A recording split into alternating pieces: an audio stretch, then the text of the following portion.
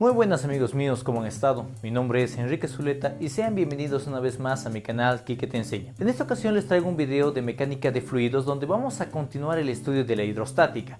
Ya en un video previo habíamos estudiado la forma en la cual la presión se va efectuando en un determinado punto de un fluido. Habíamos concluido diciendo que la presión de un fluido es la misma en todas las direcciones.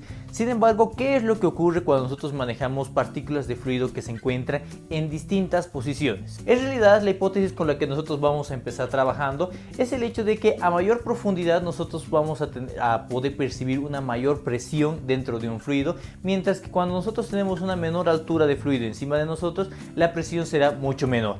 Entonces, la hipótesis de partida sería que la presión va cambiando en función de la elevación. Otra de las hipótesis con las cuales nosotros vamos a partir nuestro análisis será la hipótesis de que todos los puntos que se encuentran sobre un mismo plano horizontal, independientemente de la forma del recipiente que los contenga, van a estar sometidas a una misma presión. Y bueno amigos míos, habiendo generado esta pequeña introducción, vamos a empezar ya con la demostración de estos conceptos. Para esto nosotros vamos a considerar un elemento diferencial que va a tener la forma de un cilindro. Este cilindro que dispondría por un lado de una longitud total delta L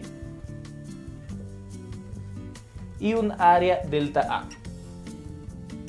Una vez que nosotros tenemos claro cuál será la forma de nuestro cilindro, hay que notar el hecho de que nosotros lo estamos orientando en una dirección arbitraria, es decir, una dirección que se encuentre formando un ángulo alfa con nuestro eje horizontal.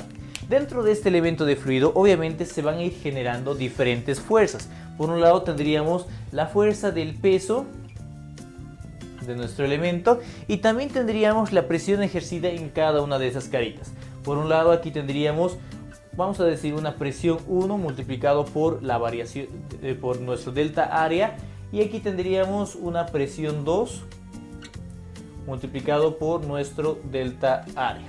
Una vez que nosotros tenemos claras qué fuerzas van a trabajar sobre este elemento, podríamos considerar también qué ejes se van a tomar en cuenta para el análisis. Entonces los ejes que vamos a tomar en cuenta serán los siguientes. Habíamos anticipado un eje longitudinal, vamos a llamarlo delta L, donde obviamente la relación que guarda con nuestra variación de elevaciones y nuestra variación de posiciones estará en función de este ángulo alfa que habíamos definido en un inicio. Para comenzar entonces con el análisis de nuestro elemento, nosotros vamos a plantear el equilibrio, vamos a decir sumatoria de fuerzas igual a 0. Pero para hacerlo de una manera completamente genérica, vamos a realizar esta sumatoria de fuerzas igual a 0 a lo largo de nuestro eje longitudinal. Entonces, vamos a decir a lo largo de nuestro eje longitudinal, donde todas las fuerzas que estén apuntando en ese sentido serán fuerzas positivas.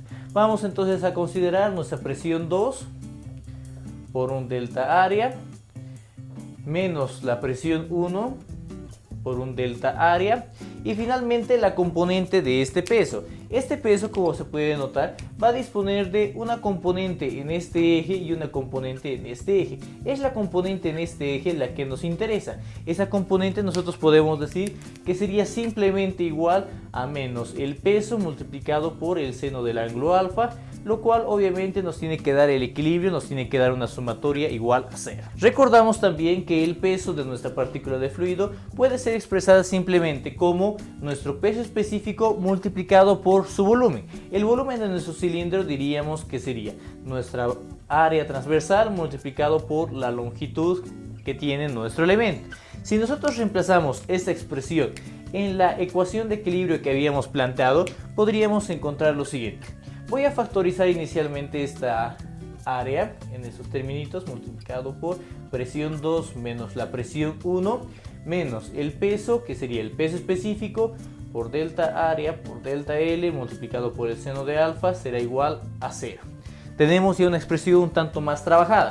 Sin embargo, podemos notar también que este término de acá puede ser reemplazado por una relación con la profundidad. Si nosotros revisábamos nuestra orientación, decíamos simplemente que el seno de alfa sería igual a nuestra variación de elevación delta z dividido entre delta L. De aquí que diríamos que delta z será igual a delta L multiplicado por el seno del ángulo alfa. Una vez más reemplazamos esta relación trigonométrica aquí y diríamos que la variación del área por la variación de presiones, ya vamos a reemplazar esto, la variación de presiones menos el peso específico multiplicado por delta área será igual a ese término de aquí, multiplicado por este término, ¿no? Este término ya habíamos concluido que sería la variación de elevación, será igual a 0.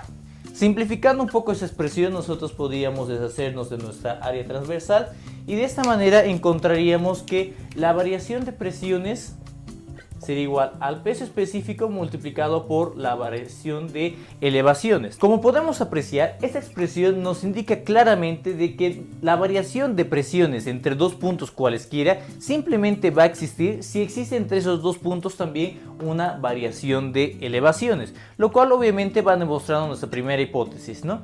Sin embargo, vamos a considerar algo extra con respecto a esta expresión. Para esto tomaremos un modelo bastante sencillo, un tanquecito, donde disponemos de nuestra superficie del agua hasta este nivel, por ejemplo. Nosotros vamos a considerar dos puntos, un punto 1 y un punto 2, que se van a encontrar en estas dos posiciones dentro de nuestro fluido. Podemos empezar diciendo que cada uno de esos puntos va a estar sometido a una cierta presión, este a la presión P1 y este a una presión P2. Así también como nosotros podemos decir que cada uno de esos puntos estará a una cierta elevación, una elevación Z1 y una elevación Z2, considerando que nuestra elevación 0 será al nivel de nuestra superficie del fluido, ¿no? Aquí sería la elevación Z igual a 0, dando como los valores positivos Z positivo hacia la parte superior y Z negativo hacia la parte inferior.